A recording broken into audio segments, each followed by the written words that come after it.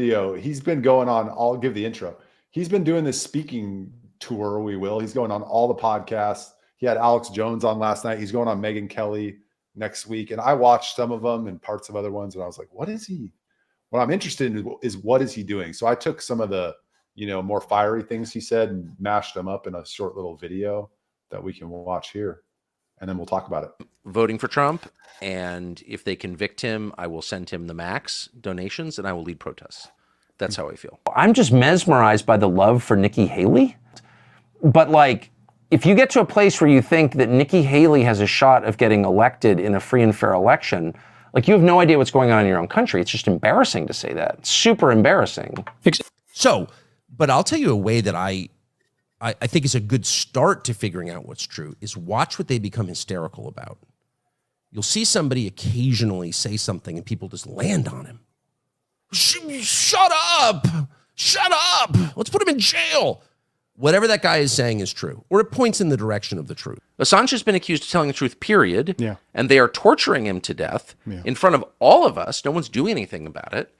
And that Mike Pompeo is a very, very sinister person. Isn't he? The worst. Mm-hmm. And I always thought that, and I've told Trump that. Never should have allowed him to run CIA or state. But Mike Pompeo tried to have him murdered.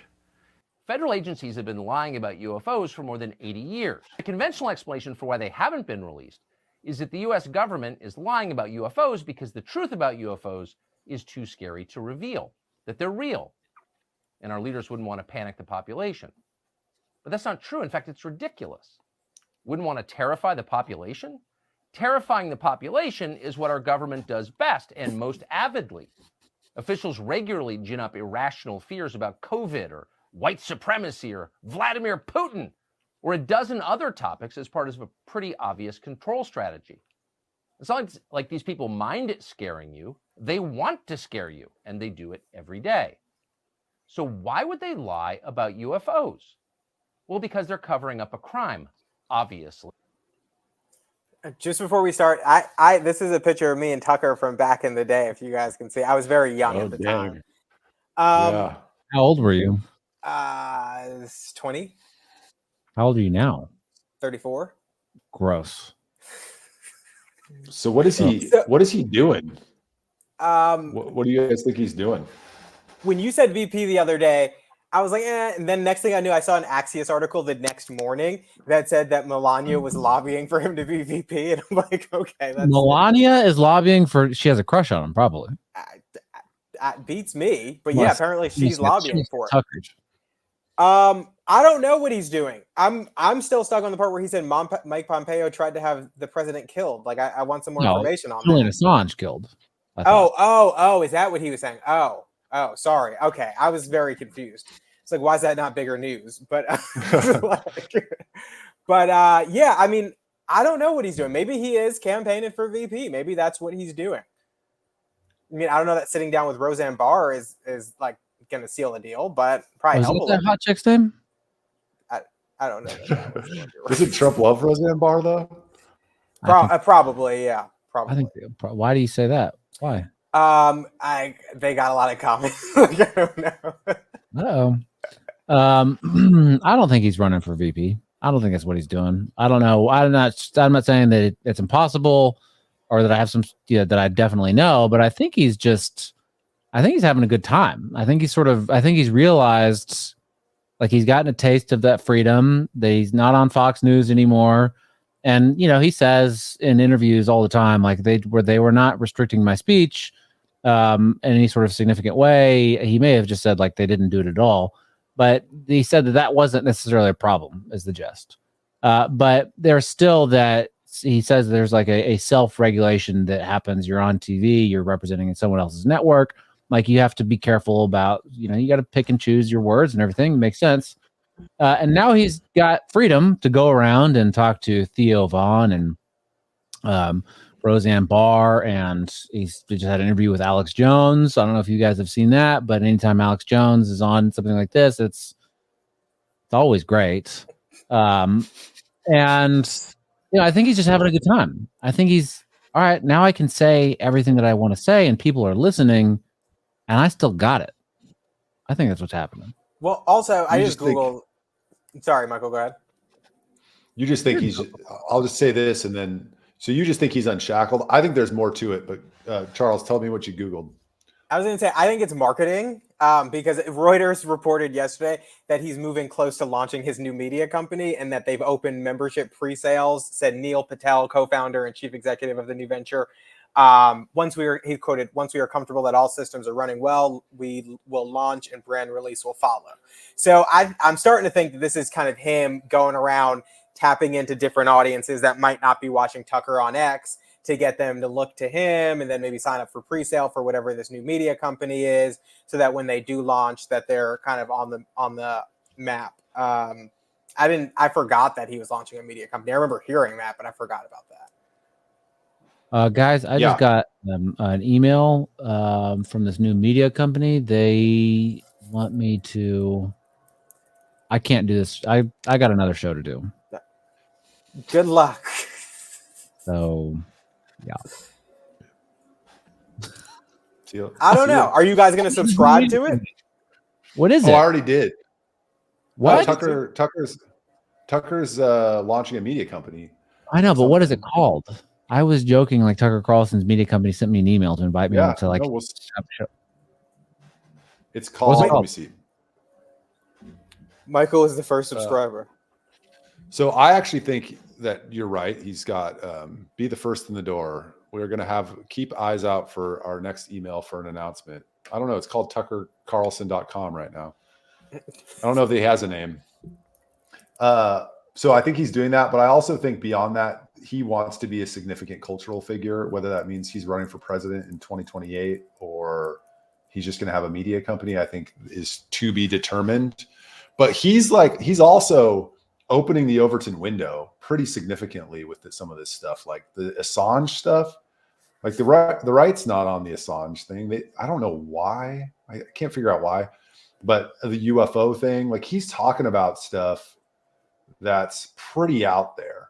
He even said on, I don't know if it was Theo Vaughn, one of them. I went back and tried to watch some of these to pull some of these clips, but he's like, some crazy people are talking about lizard people, which might be true. Like he's giving space.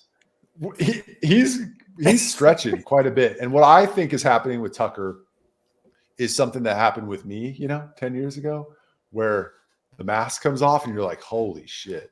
And then you just start going down all these different rabbit holes of what is possible. And amongst those, he's just starting to talk about them and say, look, conservatives, populists, I think more than conservatives, we can talk about this stuff. It's okay. And there's some truth here. I recently heard about the lizard people.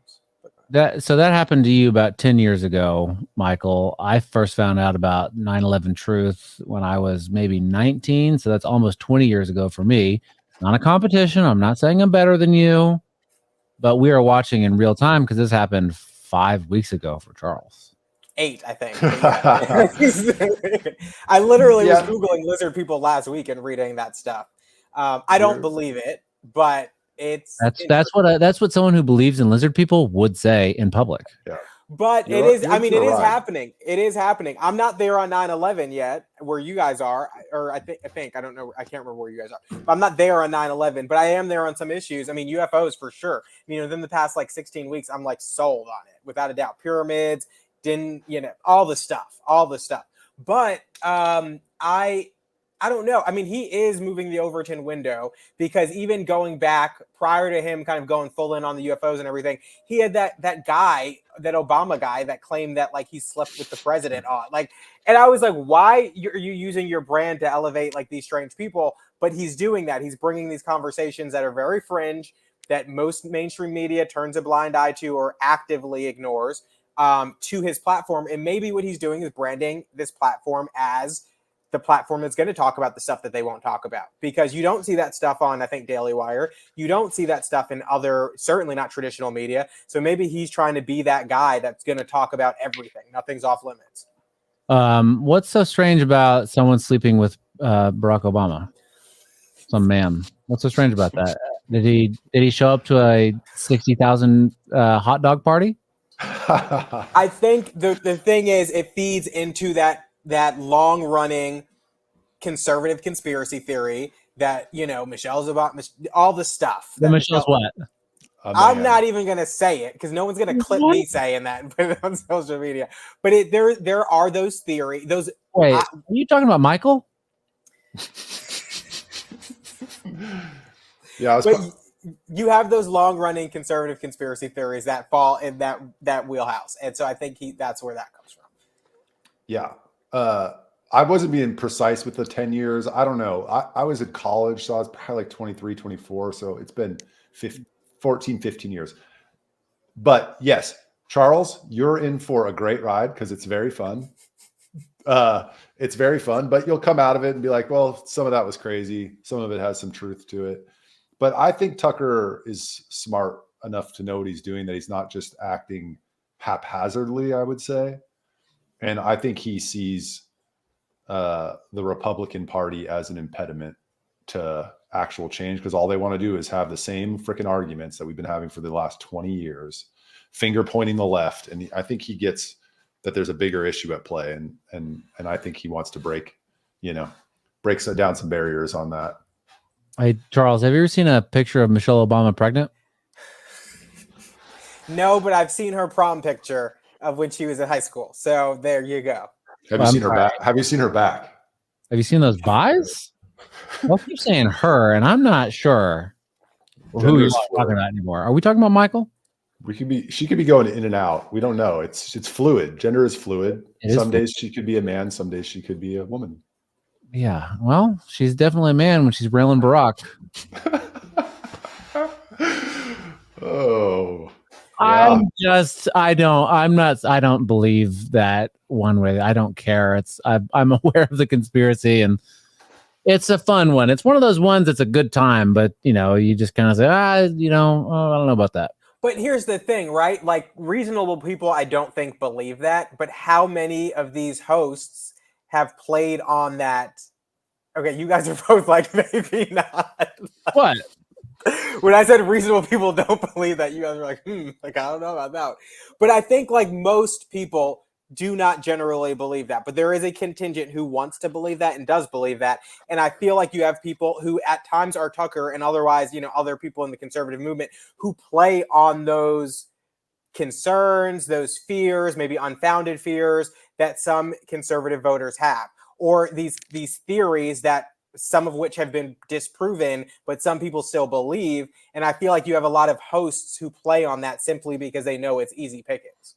Listen, I have an idea. Let's be those hosts and play on those. And that'll be the tagline for the show.